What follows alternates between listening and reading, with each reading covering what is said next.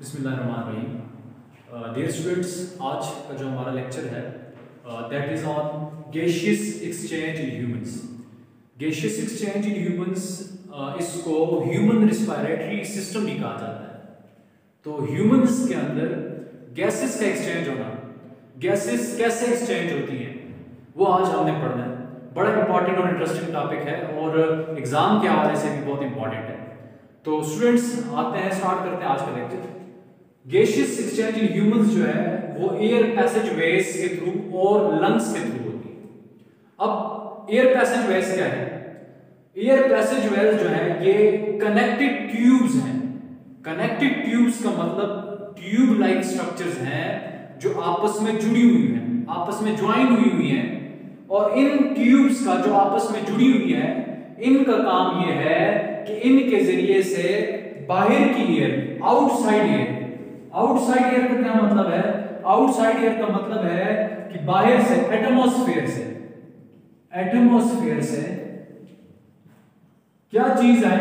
Atmosphere से air आए, atmosphere से ऑक्सीजन गैस आए, बाहर से ऑक्सीजन गैस आए बॉडी में। बॉडी में कहां पे?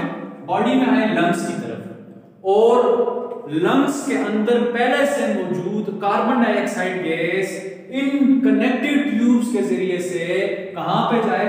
गोज आउट, बाहर जाए, आउटसाइड जाए। इस प्रोसेस को क्या कहा जाता है? इस प्रोसेस को कहा जाता है, इसको कहा जाता है एयर पैसेजवेज। यानी एयर पैसेजवेज क्या है? एयर पैसेजवेज बेसिकली कनेक्टेड ट्यूब्स हैं जिनके जरिए से बाहर एटमॉस्फेयर से ऑक्सीजन गैस लंग्स के अंदर और लंग्स के अंदर मौजूद कार्बन डाइऑक्साइड गैस आउटसाइड जाती है। इन ट्यूब्स को एयर पैसेजवेज के नाम से जाना जाता है। अब ये ट्यूब्स क्या हैं, कितनी हैं, वो हमने पढ़ ली है। तो सबसे पहले ट्यूब जो हम पढ़ते हैं वो है नॉस्ट्रिल्स।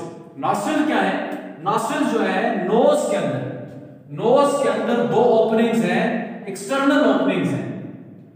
एक्सटर्नल, बाहर से हमारी नोज के अंदर जो दो एक्सटर्नल ओपनिंग्स हैं, इनको क्या कहा जाता है? इनको कहा जाता है नॉस्ट्रिल्स। और ये विजिबल है, हम इनको देख सकते हैं। इन नॉस्ट्रिल्स के अंदर क्या चीज मौजूद है? दो इंपॉर्टेंट स्ट्रक्चर्स मौजूद होते हैं, hairs and mucous membrane. Hair क्या है? हेयर्स मौजूद है जिनको सीलिया भी कहा जाता है। ये हेयर्स का काम होता है कि माइक्रो ऑर्गेनिजम्स को ट्रैप कर, कि ये माइक्रो ऑर्गेनिजम्स को ट्रैप करे, माइक्रो ऑर्गेनिज्म को कैप्चर करे, माइक्रो ऑर्गेनिजम्स को पकड़े। और इसी तरह डस्ट पार्टिकल्स जो है, कोई एलर्जेंस है, कोई पॉलन्स है, उनको भी ये हेयर लाइक स्ट्रक्चर जो है, ये सीलिया जो है, इनको ट्रैप करे, इनको कैप्चर करे। दूसरी स्ट्रक्चर जो इंपॉर्टेंट मौजूद है वो है म्यूकस मेम्ब्रेन। ये म्यूकस मेम्ब्रेन जो है एक इंपॉर्टेंट मेम्ब्रेन है और इस मेम्ब्रेन का काम है म्यूकस को सिक्रीट करना। किस चीज को सिक्रीट करना? म्यूकस को। और ये म्यूकस क्या चीज है? तो डियर स्टूडेंट्स, म्यूकस जो है ये एक स्टिकी सिक्रीशन है, स्टिकी सिक्रीशन। और इस म्यूकस का काम क्या है? इस म्यूकस मेम्ब्रेन का काम है म्यूकस को बनाना। म्यूकस एक स्टिकी सिक्रीशन है, इसका काम है क्या करना? इसका काम भी है माइक्रो ऑर्गेनिज्म को ट्रैप करना, डस्ट पार्टिकल को ट्रैप करना और एयर को वार्म करना। जो बाहर से हवा आ रही है उसको क्या करे? वार्म करे। और म्यूकस मेम्ब्रेन ऐसे एयर को कैसे वार्म करती है कि इसके नीचे ब्लड कैपिलरीज मौजूद होती हैं जो एयर को क्या करती है? जो एयर को वार्म करती है। तो पहले हमने पढ़ ली नॉस्ट्रिल्स। दूसरी कनेक्टेड ट्यूब जो है, नॉस्ट्रिल के साथ कनेक्टेड ट्यूब है, उसका नाम है नेसल कैविटीज। ये नेसल कैविटीज क्या है? ये नेसल कैविटीज एयर फिल्ड स्पेस है। हमारी नोज के अंदर क्या है? स्पेसेस मौजूद है। जब हम डायग्रामेटिकली देखते हैं तो सबसे पहले बाहर जो दो ओपनिंग्स हैं इनको नॉस्ट्रिल्स कहा जाता है, जबकि इस नॉस्ट्रिल्स के फर्दर एक और ट्यूब्स हमें नजर आती हैं, उनको नेसल कैविटीज के नाम से जाना जाता है। ये नेसल कैविटीज क्या है? नेसल कैविटीज जो है ये एयर फिल्ड स्ट्रक्चर्स हैं, एयर फिल्ड स्पेस है, एयर फिल्ड स्पेस है नोज के अबव और बिहाइंड, इसको नेसल कैविटीज। और इंपॉर्टेंट पॉइंट है, कितनी नेसल कैविटीज हैं? 2 नेसल कैविटीज जो है वो मौजूद हैं। और इन नेसल कैविटी के अंदर भी हेयर्स मौजूद हैं और म्यूकस मेम्ब्रेन मौजूद है। हेयर्स का फंक्शन और म्यूकस मेम्ब्रेन का फंक्शन हमने ऑलरेडी नॉस्ट्रिल में डिस्कस कर लिया था। नेक्स्ट हम एक और ट्यूब की तरफ बढ़ते हैं जो है फेरिंक्स। ये फेरिंक्स जो है ये नेसल कैविटीज के साथ एक और ट्यूब आके मिली हुई है। इस ट्यूब का नाम क्या है? इस ट्यूब का नाम है फेरिंक्स। तो फेरिंक्स भी एक ट्यूब है जो नेसल कैविटीज के साथ कनेक्टेड है। अब फेरिंक्स के बारे में पढ़ते हैं। तो फेरिंक्स एक कॉन शेप ट्यूब है, कॉन की तरह की शक्ल की एक ट्यूब है और इसकी लेंथ जो है कितनी है 4.5 इंचेस लंबी है। और कॉमन पैसेज है, इंपॉर्टेंट पॉइंट जो फेरिंक्स के हवाले से पूछा जाता है ईटा के अंदर भी, वो ये है कि फेरिंक्स जो है ये कॉमन पैसेज है। किस चीज का कॉमन पैसेज है डियर स्टूडेंट्स? ये कॉमन पैसेज है फूड का और एयर का, यानी एयर और फूड दोनों एक कॉमन पैसेज से मूव करते हैं और इस कॉमन पैसेज का नाम है फेरिंक्स। और इस फेरिंक्स के अंदर भी म्यूकस मेम्ब्रेन जो है ये मौजूद होती है। नेक्स्ट ट्यूब की तरफ बढ़ते हैं, वो है लेरिंक्स। बहुत ही इंपॉर्टेंट, लेरिंक्स जो है इसको साउंड बॉक्स या वोकल बॉक्स भी कहा जाता है। साउंड बॉक्स और वोकल बॉक्स किसे कहा जाता है? यस, लेरिंक्स को कहा जाता है। क्यों कहा जाता है लेरिंक्स को साउंड बॉक्स? ये हमने अभी यहाँ पे पढ़ना है। तो लेरिंक्स को साउंड बॉक्स और वोकल बॉक्स कहा जाता है। जब हम लेरिंक्स की स्ट्रक्चर देखें, फेरिंक्स के बाद दूसरी स्ट्रक्चर स्टार्ट होती है, ब्लू कलर में आप नजर आती है, इसको कहते हैं लेरिंक्स। जब हम इस लेरिंक्स को डिटेल से पढ़ते हैं तो हमें पता लगता है कि लेरिंक्स जो है ये लेरिंक्स है। हमने इस लेरिंक्स को यहां पे बड़ा करके बताते हैं कि ये लेरिंक्स है। इस लेरिंक्स की 3 पार्ट्स हैं। सबसे पहला पार्ट को सुप्राग्लॉटिस कहा जाता है, मिडिल पार्ट को ग्लॉटिस कहा जाता है और सबसे नीचे जो पार्ट है उसको क्या कहा जाता है? लोअर पार्ट को सबग्लॉटिस कहा जाता है।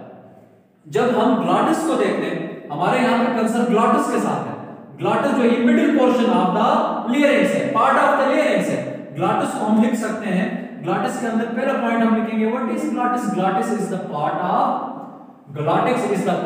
लेरिंक्स। लेरिंक्स का पार्ट है। और है क्या चीज?